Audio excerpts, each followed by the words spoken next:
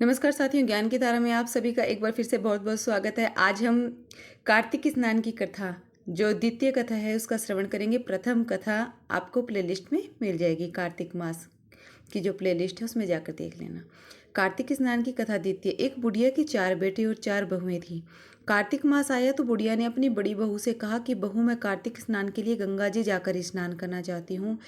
मुझे आंखों से कम दिखाई देता है। सुबह तारों की छांव में गंगा स्नान करना है, तो तुम मेरे साथ चलो। बहू ने कहा, मुझसे सुबह जल्दी नहीं उठा जाता, सर में दर्द होता है, इसलिए मैं तो नहीं जा सकती।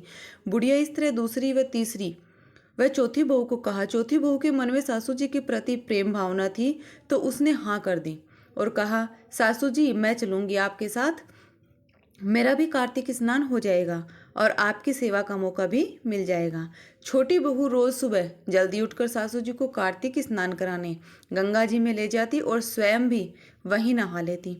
बहू सासू जी के कपड़े धोकर अंधेरी कोठरी में सुखा देती, क्योंकि बाहर सुखाती तो जेठानियां मजाक उड़ाती। दोनों आपस में मिलजुल कर पूजा पाठ कर लेती और भजन भी गा लेती। व्रत के अनुरूप फलाहार बनाकर खा लेती। सास को तुलसी, पीपल, पथवारी, आंवला आदि की परिक्रमा दिलवा लाती।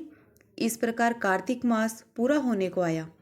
एक दिन बहू ने सोचा, कार्तिक उद्यापन पर 5 ब्राह्मण तो जिमाने ही पड़ेंगे, सो अंधेरी कोठरी में झाड़ू लगाकर साफ कर दूं।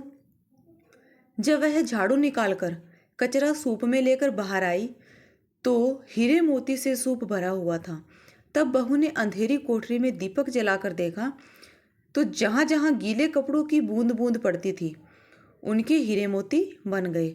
बहू ने सास को जाकर कहा कि आपका जी चाहे उतने ब्राह्मणों को जिमा दो, क्योंकि कार्तिक स्नान के प्रताप से आपके हीरे मोतियों का ढेर हो गया है। अपने यहाँ तो राधा दामोदर भगवान ने बहुत ठाट बाट कर दिया।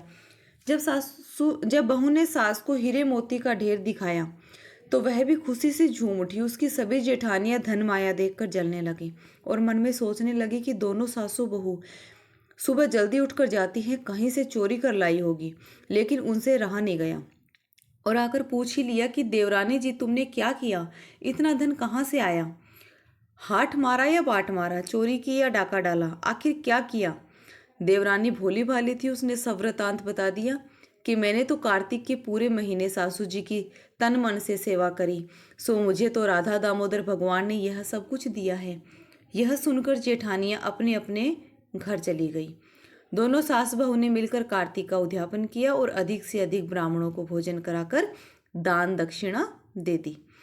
वर्ष भर बीत जाने के बाद फिर कार्तिक मास आया, तो छोटी बहू को छोड़कर बाकी की तीनों बहुएं आपस में लड़ने लगी कि मैं सास को कार्तिक स्नान कराऊं। दूसरी बहू कहती कि मैं कार्तिक स्नान कराऊं। इस तरह झगड़ा दिनों दिन बढ़ता ही गया। सास ने यह सब देखा तो उसे रहा नहीं गया, तो उसने तीनों ही बहुओं से कहा कि तुम तीनों ही मुझे कार्तिक स्नान कराने ले चलो। इस तरह तीनों ही बहुएं सास को कार्तिक स्नान कराने के लिए सुबह जल्दी उठने लगी। बड़ी बहू तो रात भर इस बेचैनी से सो ही नहीं पाती थी कि कहीं मैं रह न जाऊं, बाकी की देवरानी सासू जी को गंगा स्नान के लिए ले जाएं। आपस में तीनों की होड़ सी लग गई। कोई सास के कपड़े अधिक से अधिक धोती, कोई उसे नहलाती, कोई कहती कि सासू जी, मैंने तो आपको नहलाया ही नहीं, मैं भी आपको नहलाऊंगी। अब सास बेचारी करती भी क्या, कहती तू भी नहला दे। घर आकर तीनों उसके गीले कपड़े बांट कर अंधेरी कोठरी में सुखाती, तो रोज देखती कि बूंदों के हीरे मोती बने या नहीं। चाय बनाकर ले जाती और कहती, सासू जी, पहले आपको मेरी चाय पीनी पड़ेगी। दूसरी कहती, नहीं सासू जी, मेरी पीनी पड़ेगी। इस तरह प्रत्येक बात बात में लड़ना झगड़ना शुरू हो गया। अब सासू जी किसकी चाय पिए और किसकी छोड़े। पूजन सामग्री भी एक दूसरे से बढ़ चढ़कर पकड़ाती और परिक्रमा के लिए सास का हाथ एक बहू इधर खींचती, दूसरी बहू इधर खींचती। सास बेचारी परेशान हो गई और सोचने लगी कि अगर मैं कार्तिक स्नान नहीं करती तो ज्यादा सुखी रहती। इस तरह बहुओं की होड़ में कार्तिक मास बीतने को आया, तो सास ने सभी बहुओं को बोला कि मुझे कार्तिक उद्यापन करना है, ब्राह्मणों को भोजन करवाना है, तो इसकी व्यवस्था करो। तीनों बहुएं दौड़कर काली कोठरी में हीरे मोती लेने पहुंची।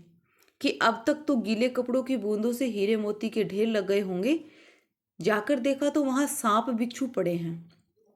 चिल्लाती हुई तीनों बाहर आई और सास से कहा कि राधा दामोदर ने देवरानी को तो बहुत धन माया दी और हमने भी तो वही सब कुछ किया जो उसने किया। तब सास ने कहा कि छोटी बहू ने निश्चल, निष्काम और निष्कपट मन से सेवा की थी और तुम लोगों की सेवा में छल और धन का लोभ था। सो जैसी मनसा वैसी दशा। और अभी तो आपको राधा दामोदर जी का कोप और झेलना पड़ेगा।